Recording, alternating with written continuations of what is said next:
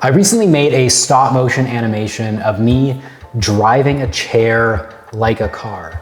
And I want to show you what went into planning and taking hundreds of photographs to create that effect. But first, let's watch the video.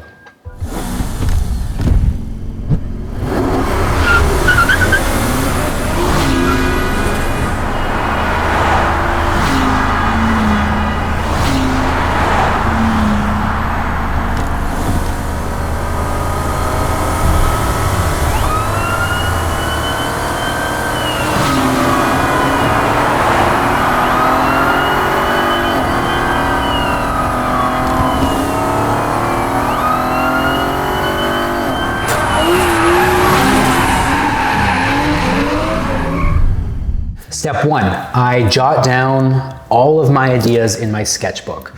So as a new concept or idea of what could happen pops into my head, I get it in the sketchbook and that just gets it out and it makes room for more creative ideas. Step two, I write a text script based on those ideas. And that's a list of literally what's going to happen. And it's just an easy way to plot out the story. And for this video, I kept it really simple. Just beginning, middle, end. Beginning is flooring the gas and getting going. Middle is weaving through traffic, getting more and more dangerous. And end is a police chase. Step three, I block the animation. And this is getting me and the camera on set and taking photographs of important points throughout the story. The goal is to run through the entire story, figuring out what we're going to see and to get all of the failures out of the way. Step four, I edit all those photographs together into a storyboard. And this is where I'm figuring out the timing of the video and if the storytelling is 100% clear. An additional step that you can see here is that I've added technical notes and a graphic protractor to the block. And that's just telling me when and where the camera needs to move side to side and push in and out.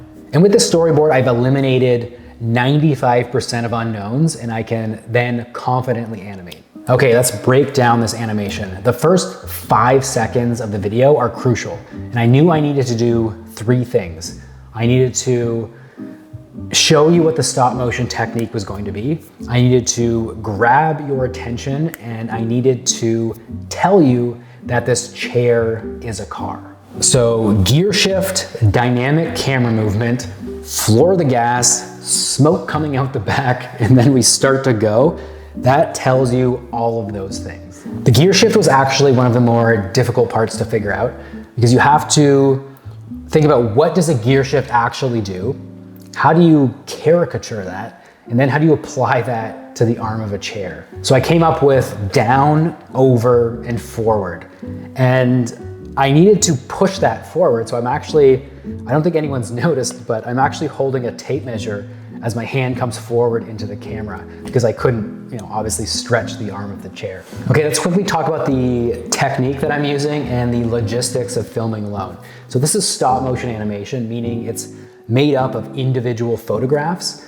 So for every photograph, I had to get up, move everything in the room just a little bit, sit back down, carefully line up my body, pose it, freeze, and then take a picture. And I have a Bluetooth numpad in my hand the whole time so that I could toggle my previous frames and then capture the new frame. I got a lot of questions about the stuff moving in the room throughout the whole video. And it's so less complicated than you think. As you can see in the block, I planned nothing of what's moving in the room, completely improvised in the animation.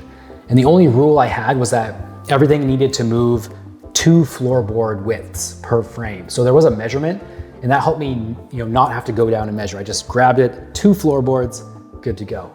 And as things hit the wall, got rid of them. As I needed more stuff in the room, I just grabbed something random and just kept it going. So stuff in the room, completely random. Okay, so after those first 5 seconds, I want to let you enjoy the animation technique for a bit before we get into any story.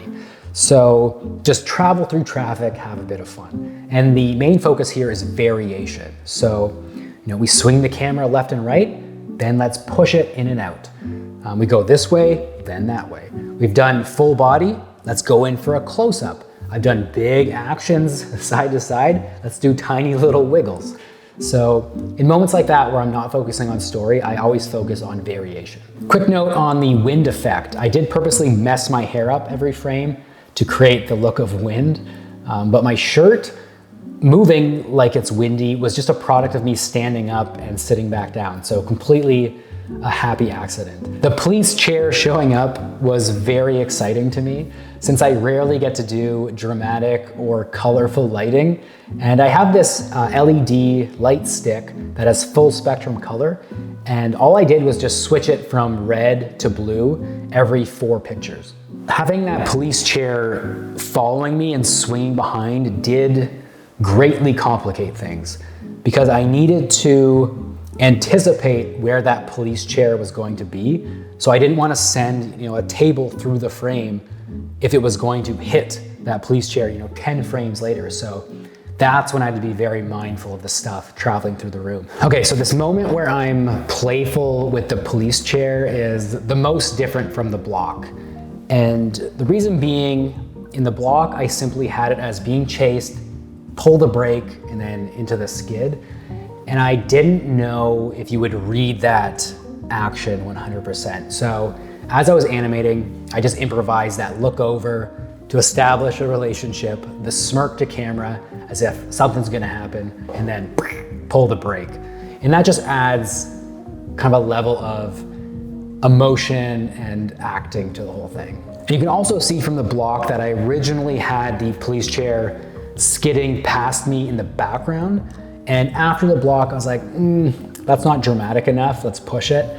So in the animation, I opted to switch sides and have that police chair drive past in the foreground right by the camera. My mentality with this video was, with every decision, go for the more dynamic choice. Okay, drifting the chair. The smoke effects were done using crumpled paper under the wheels, bed sheets, and big balls of cotton being shot out the back. It's all very frantic, but it's not as complicated as you think. I had to think of it very graphically, so it didn't matter what was happening on set. All that mattered was on screen, are you reading this kind of like, undulating smoke where it does this wave and then pops out, poofs of smoke out the back. I think it's valuable to see a side-by-side comparison of my original animation as it came out of the camera and what I did in post-production. In post-production, I added a layer of camera movement, and that was basically just slipping the footage around. And what that did was just add a looseness to the camera. So the original animation is very central and it just kind of pivots around a point. It's a little stiff. So I went in and I wanted it to feel like there was a camera operator following me and, a little bit delayed here, a little bit delayed here, overshooting this point.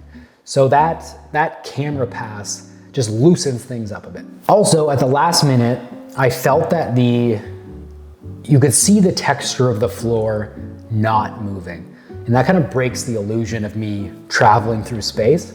So what I did is the very last step was that I took this stripy kind of shadow pattern and it's traveling across the floor throughout the video and on the ceiling. And what that does is just reinforces that illusion that I'm moving through space, and it kind of stops your eye from grabbing the floor texture.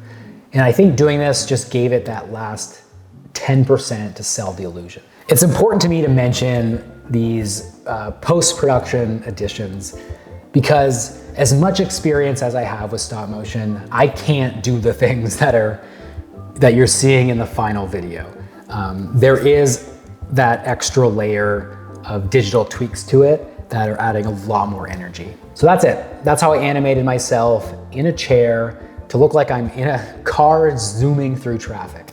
If you want to learn more from me, you can click the link below where I have my mailing list, free lessons, and my courses. Thanks for watching. I'll see you in the next video.